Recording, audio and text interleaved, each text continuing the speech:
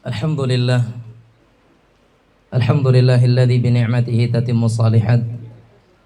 Segala puja dan puji hanya milik Allah Subhanahu wa taala yang karena nikmatnya segala hal-hal yang baik menjadi sempurna dan bisa terlaksana. Allahumma salli wa sallim wa barik ala nabiyyina wa habibina wa sayyidina Muhammad. Ya Allah, limpahkan salawat dan salam kepada Rasul kami, kepada kekasih hati kami, kepada penghulu kami Nabi kita Muhammad sallallahu alaihi wasallam. Semoga salawat dan salam terlimpah tercurah kepada keluarga, seluruh sahabat dan sahabiat beliau, kepada segenap manusia yang mereka istiqamah di dalam mengikuti syariat beliau sallallahu alaihi wasallam. Pertama, kami menyampaikan kepada seluruh anggota keluarga, terutama dari dua keluarga yang sedang berbahagia di kesempatan pagi hari ini, keluarga dari adik kami Ihsanul Fikri Pahlika, Ihsanul Zikri Pahlika, bersama dengan keluarga dari Aida Rahmi hafidhahumallahu taala.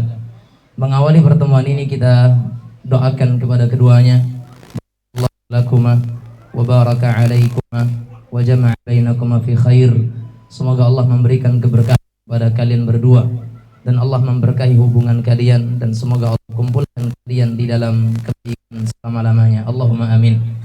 Bapak Ibu kaum muslimin muslimat yang dirahmati oleh Allah Azza wa Jalla, tamu undangan dan semua kita yang hadir, tentunya pesan ini kami sampaikan ataupun mau'izah ini kami sampaikan bukan hanya kepada kedua mempelai yang hari ini telah sah statusnya sama dengan pribadi, dan juga kepada yang sudah berstatus sama, karena mungkin ini status di KTP-nya masih belum, harus nanti ganti ke kantor urusan dan pencatatan sipil untuk mengganti status mereka. Tapi Bapak Ibu sekalian, dan terutama kepada Ihsanul Zikri dan juga kepada Aida Rahmi yang semoga dirahmati oleh Allah Subhanahu wa taala, sebuah paket, ada yang pernah beli paket nggak? Bukan paket paket kiriman. Biasanya kalau itu barang-barang yang berharga, kalau barang itu adalah barang-barang yang tidak bisa dibanting, ada stiker khusus. Ya, ada stiker khusus. Artinya adalah barang mudah pecah. Ya atau tidak? Barang mudah pecah.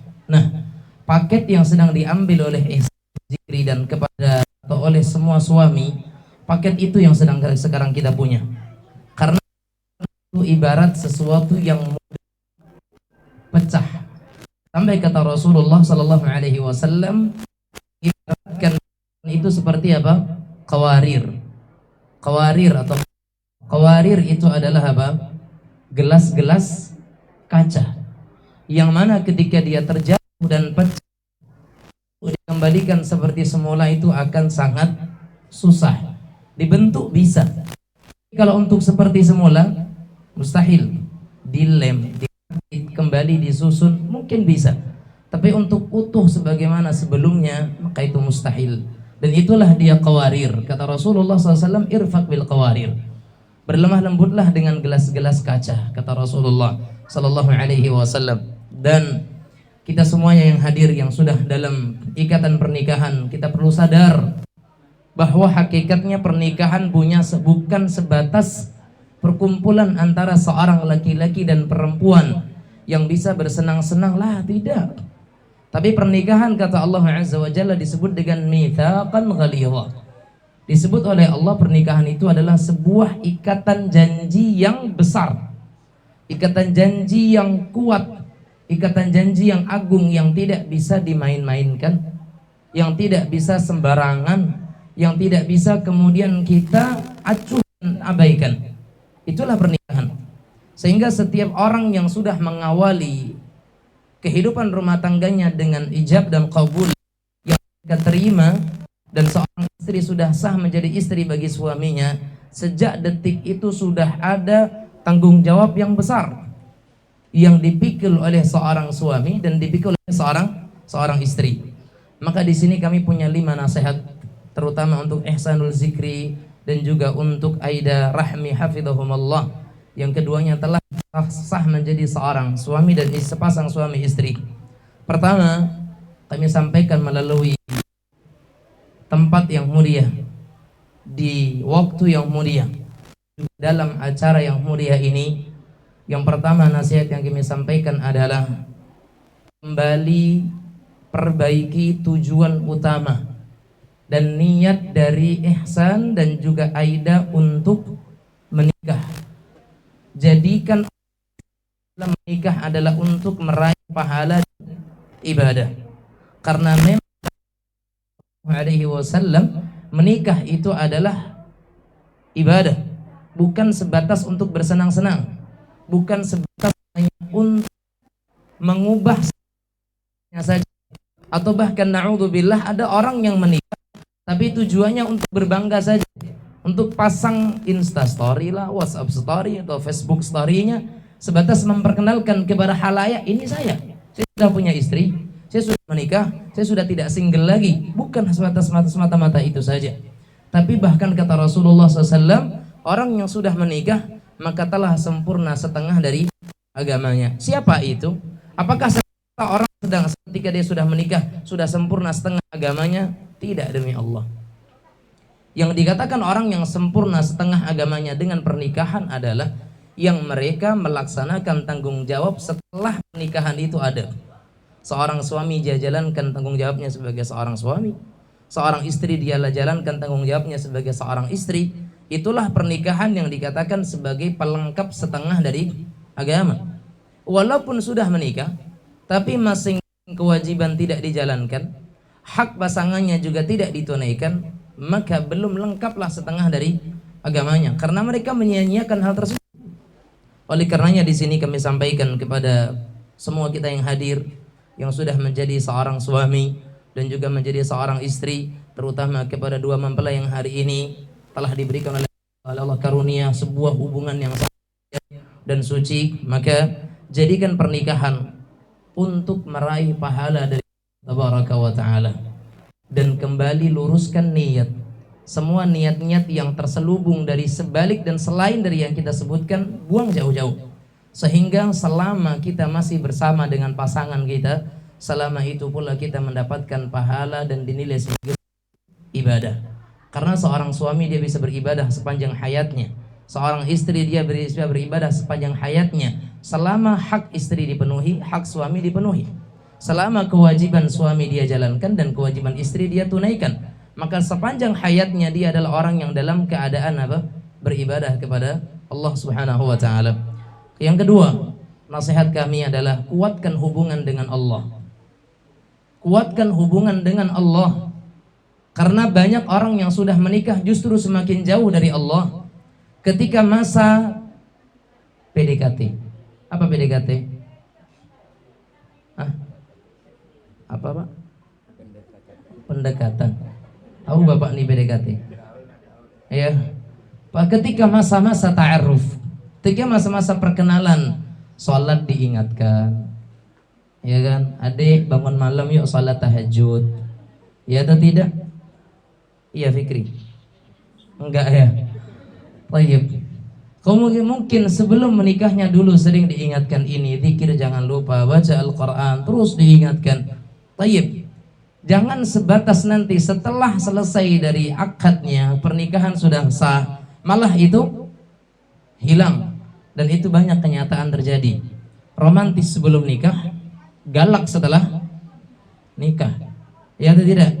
Manis ketika masih dalam masa ta'aruf, tapi anarkis ketika setelah selesai pernikahan, wal'iyadzubillah. Maka jangan sebelumnya yang sudah terasa manis, ketika terjadi pernikahan harus lebih manis lagi, harus lebih diingatkan. Yang dahulunya tidak bisa kita ingatkan karena masih ada batasan, sekarang tidak ada batasan lagi, ingatkan.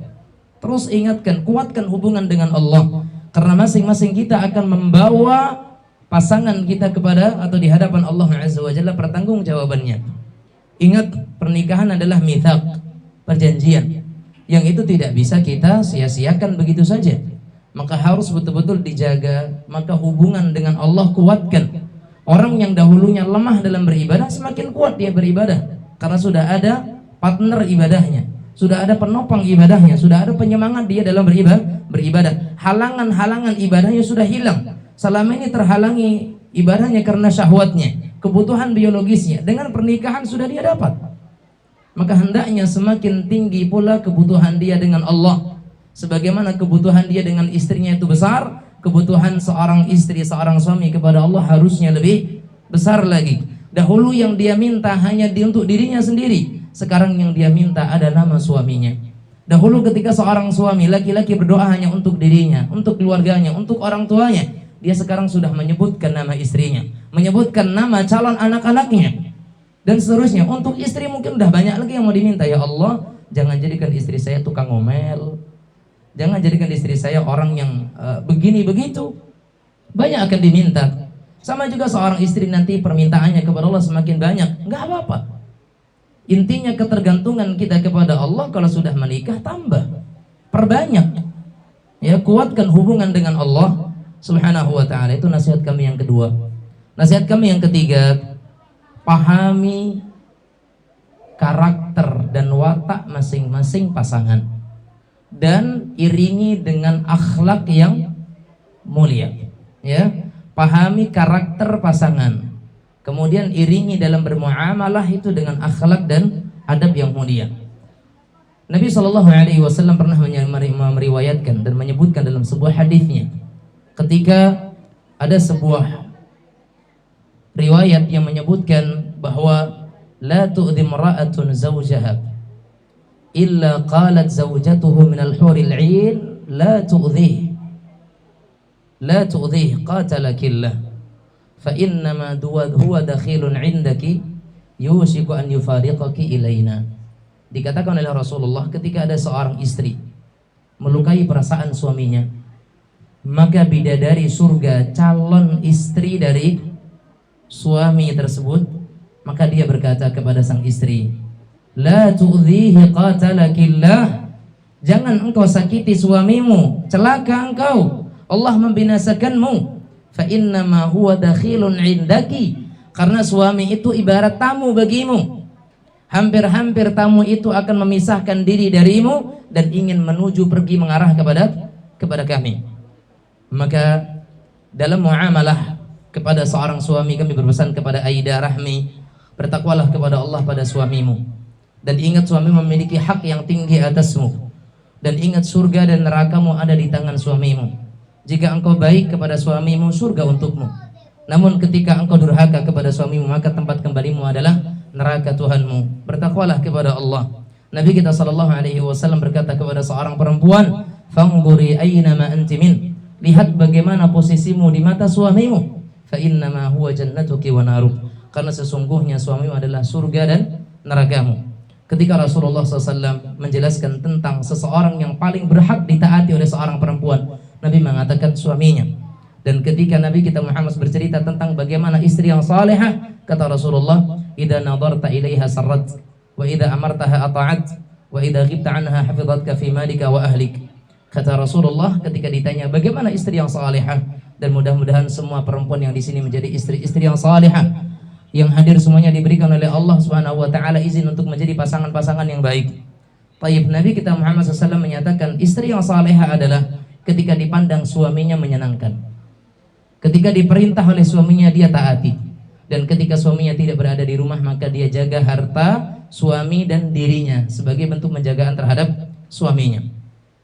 Wahai seorang istri, bertakwalah kepada Allah kepada suamimu, karena Rasulullah SAW berkata, tidaklah aku boleh untuk memerintahkan seseorang bersujud kepada seseorang kecuali kalau sekiranya itu dibolehkan, maka aku akan perintahkan seorang istri sujud kepada suaminya. Bahkan kata Rasulullah SAW, ketika seorang suami memiliki koreng dan luka di tubuhnya, kemudian seorang suami memerintahkan kepada istrinya untuk menjilatnya, maka tidak ada alasan bagi seorang istri untuk menolaknya. Ini semuanya bukan untuk diamalkan, bukan untuk dilakukan. Tiba-tiba seorang suami punya luka, istriku sini, tolong jilat kaki. Tidak demikian. Tetapi ini gambaran dari Rasulullah SAW bahwa suami punya hak yang besar. Ya walir rijali alaihinna bil ma'ruf. Bahwasanya rijal itu punya hak atas istrinya dengan pergaulan yang baik. maka bermuamalahlah dengan suamimu dengan cara yang baik, dengan cara yang ma'ruf. Begitu juga kata Rasulullah SAW, la tu'addil mar'atu haqqa rabbiha hatta tu'addiya haqqa zawjiha. Seorang istri tidak dianggap melakukan haknya Allah sampai dia tunaikan hak suaminya.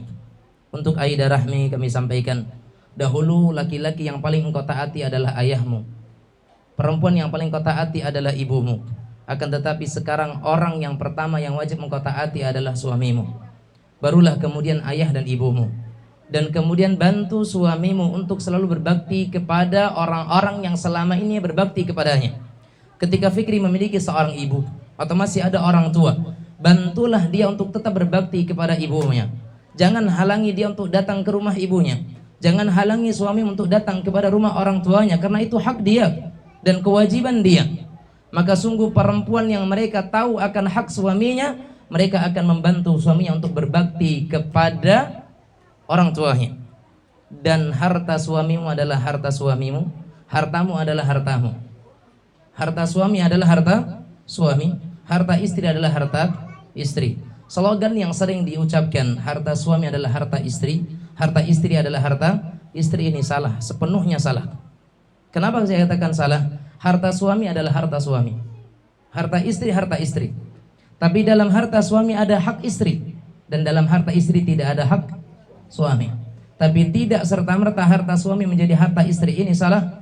Karena dalam harta suami ada harta orang tuanya. Sampai Rasulullah mengatakan, anta wa maluka li abik, engkau dan hartamu milik orang tuamu. Kata seorang laki-laki, engkau dan hartamu milik suami, milik orang tuamu. Jadi seorang istri jangan pernah melarang suaminya untuk berbakti kepada orang tuanya. Ketika ada hak yang akan diberikan oleh suamimu kepada orang tuanya, biarkan. Itu hak dia untuk orang tuanya. Kemudian pesan kami sampaikan kepada Ihsanul Fikri, bertakwalah kepada Allah terhadap istrimu, karena dia adalah janji yang telah engkau ambil dari Allah Azza wa Jalla, yang akan engkau bina, yang akan engkau jaga, yang akan engkau pelihara. Sebagian orang menyatakan perempuan diciptakan dari tulang rusuk yang paling atas. Dia dekat dengan hati untuk dicintai, dan dia dekat dengan tangan untuk dijaga dan dipelihara. Oleh karenanya Nabi SAW menyatakan, fa innal mar'ata khuliqat min dhila, sesungguhnya perempuan itu diciptakan dari tulang rusuk yang paling atas dan paling bengkok. Idza dhahabtahu tuqimahu kasarta, jika engkau pergi untuk meluruskannya, engkau bisa jadi akan mematahkannya. Tapi kalau engkau biarkan dia, maka dia akan senantiasa bengkok. Maka pelan-pelan, ya, pahami sifatnya, kemudian didik dengan penuh kelembutan. Dengan itu niscaya engkau akan mendapatkan kebaikan di dalam keluargamu. Bertakwalah kepada Allah Subhanahu wa ta'ala dalam istrimu, karena sesungguhnya dia punya hak atasmu. Apa yang kau kenakan maka berikan kepadanya pakaian, apa yang kau makan maka berikan kepadanya pakaian, apa yang kau tinggali maka berikan kepadanya tempat tinggal. Itulah hak istri. Dan jangan pernah engkau memukul wajah, jangan pernah engkau menjelek-jelekkan istrimu. Kata Rasulullah sallallahu alaihi wasallam, kata Rasul, beliau menyatakan, la tadribil wajha wa la tuqabbih wa la tahjur ilal fi bait. Jangan engkau pernah memukul wajahnya, jangan pernah engkau jelek-jelekkan istrimu, dan jangan pernah engkau menghajar. Menghajar itu meninggalkan dia, memboikot istrimu kecuali di rumah. Kalau sudah berada di luar rumah, jangan tampakkan berantemnya kita dengan istri, karena al-hajar hanya berlaku di rumah, tidak boleh dikerjakan di luar rumah. Seorang suami ketika sudah mulai memiliki kekerasan di dalam rumah tangganya, sudah ada hak seorang istri untuk menuntut, untuk menggugat, karena itu sudah merupakan dosa bagi seorang suami. Maka bertakwalah kepada Allah dalam hal istrimu, karena dia adalah amanah yang telah engkau ambil. Kemudian pesan yang keempat, ya, pesan yang keempat, untuk senantiasa terbuka dan jujur. Untuk senantiasa terbuka dan jujur. Ingat, rusaknya hubungan bukan karena adanya orang ketiga. Rusaknya hubungan tidak selamanya karena adanya orang ketiga, tapi rusaknya hubungan karena terkadang hilangnya dan runtuhnya kepercayaan. Maka keterbukaan penting. Seorang suami perlu terbuka, ya, tapi bukan dalam hal gaji, ya Fikri. Hal gaji tidak perlu terbuka seluruhnya. Saya bulanannya di sini dapat sekian, di sana sekian, di sini enggak perlu terbuka, ya, karena ada hak orang tuamu. Yang jelas adalah apa yang engkau berikan kepada istrimu cukupi. Kebutuhan rumah tangga dicukupi. Adapun kelebihan itu hakmu untuk mengaturnya. Tetapi keterbukaan di sini adalah segala hal yang perlu didiskusikan, diskusikan dengan baik. Dan jangan bermudah-mudahan mengeluarkan masalah dari kamar kita. Ya, jangan mengeluarkan masalah dari kamar, itu hak kita sebagai suami istri. Selesaikan di kamar. Jika nggak bisa, cari orang lain. Jangan sampai kepada orang tua terlebih dahulu. Kemudian keterbukaan dan jujur ini perlu.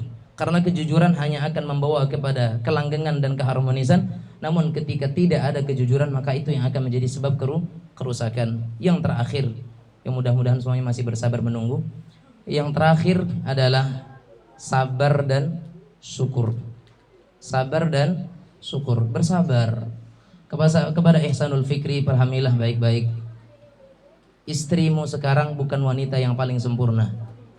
Ya, karena tidak ada kesempurnaan di dunia ini kecuali untuk siapa? Allah Azza wa Jalla. Kesempurnaan hanya milik Allah. Ya. Akan terasa nanti oleh Fikri, sebelum menikah dia wanita paling cantik. Tapi nanti setelah menikah kok udah mulai ada tandingannya. Ada 1, ada 2, ada 3. Semua orang yang selama ini dia pandang biasa ternyata menjadi saingan istrinya. Begitulah syaitan. Makanya ada istilah kata Nabi Muhammad SAW atau istilah para ulama apa? Rumput tetangga lebih hijau, lebih subur. Kalaupun bunga ternyata dia lebih mekar. Kan begitu. Kalau dia parfum lebih wangi. Baik. Kalau itu hiasan lebih indah. Begitulah kenyataan yang ada. Tetapi apa yang dimiliki oleh wanita luar sana juga dimiliki oleh istrimu. Makanya kata Rasulullah SAW, ketika seorang laki-laki ada hasrat dan melihat kepada seorang perempuan, segera dia kembali kepada istrinya. Karena apa yang dia lihat, apa yang dia temukan pada seorang perempuan, dia juga akan dapati pada istrinya. Maka bersabar. Tayyib. Kata Rasulullah SAW, la yafruq mu'minun mu'minah in kariha minha khuluqan radiya minha akhar. Tidak boleh seorang suami mencela istrinya. Bersabar apapun kekurangan istri. Mungkin istri kurang pandai dalam memasak, tapi dia lihai dalam memijat. Kurang lihai dalam memijat, dia pandai dalam bersih-bersih rumah. Oh, kurang bersih rumahnya, mungkin melipat bajunya luar biasa. Tidak mungkin Allah berikan kepada satu orang lengkap kekurangannya, nggak mungkin. Menyapu nggak bisa, ngepel nggak bisa, masak nggak bisa, nyetrika nggak bisa, mijat nggak bisa, semuanya nggak bisa, mustahil.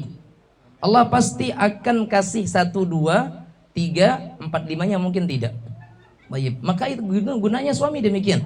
4 dan 5 yang tidak ada pada istri dilengkapi oleh suaminya. Makanya rumah tangga itu saling melengkapi atau saling memiliki? Saling melengkapi dan saling memiliki. Jangan cuma dilengkapi tapi tidak dimiliki. Nanti dimiliki orang lain. Saling lengkapi dan kemudian saling memiliki. Tayyib.